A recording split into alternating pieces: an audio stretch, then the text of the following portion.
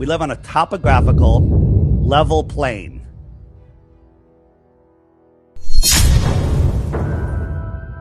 What is the theory of flat Earth, or the reality of flat Earth, as you believe? So the reality is that people that believe we live on a globe have no idea what the globe is. Like if I asked you, you might know because you had Mark Sargent on, I believe. How fast is the Earth spinning at the equator? Do you know? No. All right. Do you know how fast it's orbiting? No. Do you know how fast it's chasing the sun? How many miles it goes a year? These numbers are absolutely ridiculous. And when I was asked those questions, I didn't know either. And I'm like, why am I defending the globe when I don't even know what the globe model is? We're moving in 4 different directions at once, going hypersonic speeds that you can't even fathom. But meanwhile, we have lakes that look like this.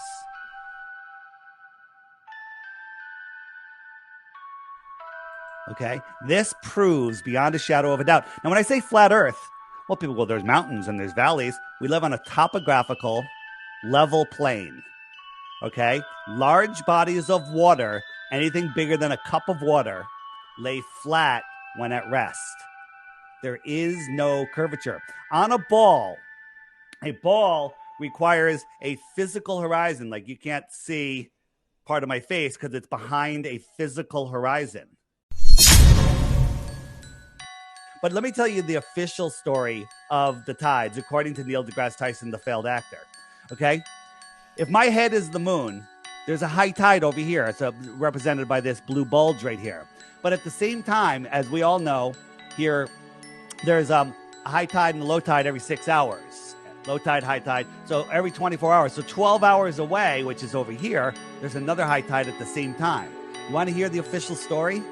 This is the official story for why there's a high tide over there. The gravity from my moon head is pulling the water away from the Earth. Cool story. Very cool. At the same time, the gravity of my head is pulling the Earth away from this water. That's not even a cool story. That's absolutely retarded. Okay? And then the Earth spins through that bulge, which is absolutely not true. There is no correlation between the moon's alleged gravity and the tides.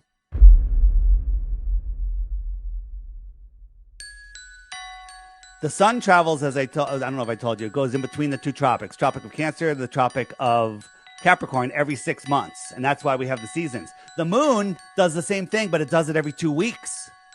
Okay? So this isn't to scale or to speed, but when the moon and the sun hit a nodal point, that's when you have a new moon, you have the sun, and when they hit this nodal point, that's when we have an eclipse.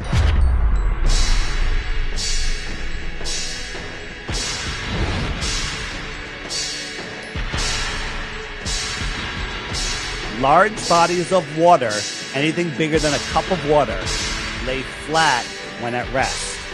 So many questions.